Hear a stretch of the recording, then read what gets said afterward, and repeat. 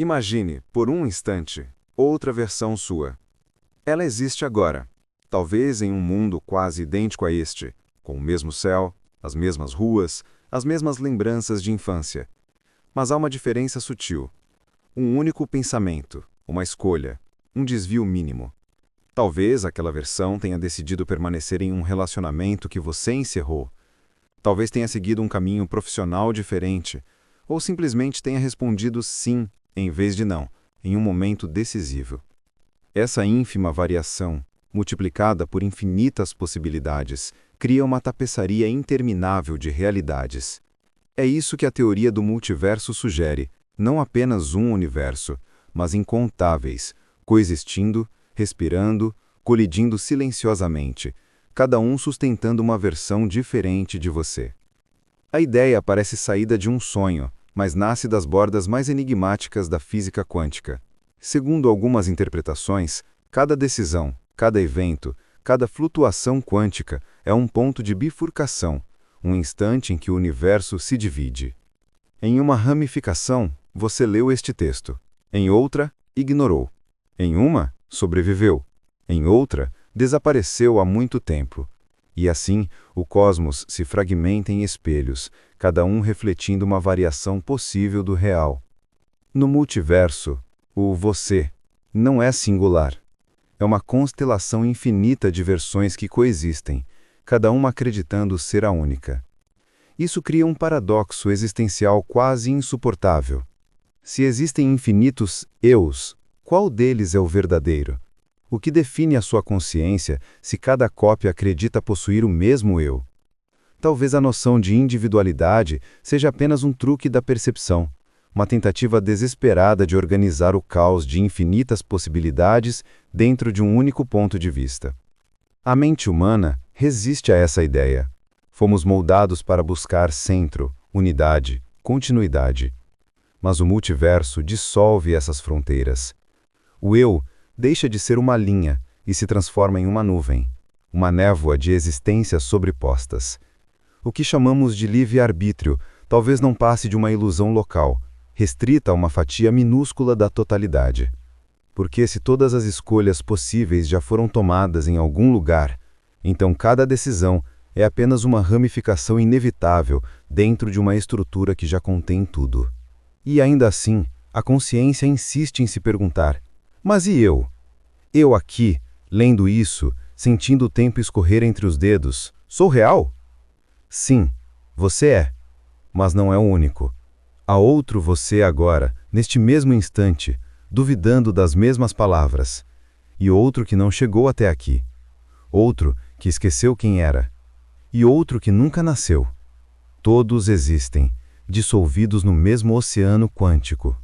Essa visão não é apenas científica, é profundamente filosófica. Se cada versão de nós é tão válida quanto a outra, então o que é o destino? Talvez o destino não seja uma linha reta, mas uma teia infinita onde cada ponto é um agora que se bifurca. Ninguém realmente erra um caminho, apenas entra em uma versão onde o erro acontece. Ninguém perde uma oportunidade, apenas continua em uma ramificação onde ela não foi aproveitada. Em outro universo, o oposto aconteceu. E lá, aquele você vive com as consequências inversas. Mas há uma angústia subjacente a essa vastidão. Porque se tudo acontece, se todas as variações são reais, então o significado escapa. O que importa escolher, se toda escolha já foi feita em algum lugar? A moral, o arrependimento, o orgulho, tudo se dissolve no mesmo infinito indiferente. Você não é o resultado de suas decisões, apenas uma das infinitas expressões possíveis delas. Mas talvez o valor não esteja na exclusividade da escolha, mas na experiência de tê-la vivido. Você não escolhe para determinar o destino, você escolhe para sentir o instante da escolha. O ato de decidir é o verdadeiro centro da consciência, não o desfecho. É nesse ponto microscópico, onde a realidade se dobra e cria novos mundos, que o você se manifesta como observador. A física quântica fala de superposição. Uma partícula pode estar em vários estados até que seja observada. Talvez a consciência seja o mesmo fenômeno. uma observação constante que colapsa infinitas possibilidades em uma narrativa momentânea.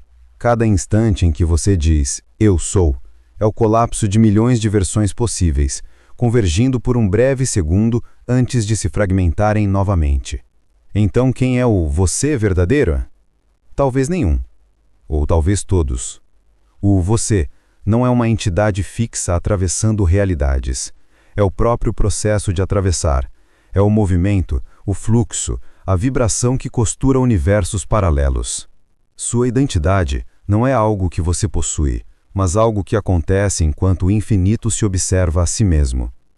E se aceitarmos essa ideia, o medo se transforma. Porque se há infinitos eus, então nenhum está realmente perdido.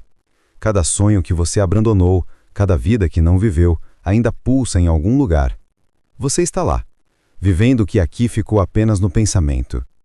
O multiverso é a biblioteca infinita das suas possibilidades, e cada livro contém uma versão de você folheando a própria existência. Mas há um perigo também, a tentação de se perder nesse labirinto, de se sentir irrelevante diante da multiplicidade. O ego acostumado a ser centro não suporta ser apenas uma variação entre milhões. No entanto, talvez o propósito da consciência não seja ser única, mas ser consciente de que não é. Nesse reconhecimento há uma libertação sutil, a percepção de que tudo é simultâneo, e o que você vive agora é apenas uma das infinitas canções que o cosmos está tocando. Mas ainda assim, dentro de toda essa vastidão, algo se mantém constante, o sentimento de presença. O eu sou, que observa, sem nome, sem forma, apenas sendo. Esse ponto de silêncio parece existir em todos os universos, como um eco comum. Talvez o você real não seja a soma das versões, mas o vazio entre elas, a consciência pura que as percebe. Enquanto os outros eus continuam a viver suas vidas paralelas, casando-se, morrendo, despertando, esquecendo, uma pergunta começa a emergir como uma sombra atrás do pensamento. E se no final, todas essas versões não passarem de projeções dentro de uma única mente? E se o multiverso for apenas o espelho da própria consciência, testando todas as formas de existir? Essa ideia nos aproxima delicadamente de outra, a de que o universo talvez não tenha sentido algum fora da percepção que o contempla. Porque se tudo é possível, se tudo existe, então nada é especial, a não ser o ato de olhar. E é nesse ponto que o multiverso deixa de ser uma teoria científica e se torna uma meditação existencial. Você não é um corpo entre universos. Você é o olhar que percorre o infinito. Enquanto os outros eus vivem vidas paralelas, fazendo escolhas que você nunca verá, surge uma questão perturbadora, inevitável. E se nada tivesse sentido?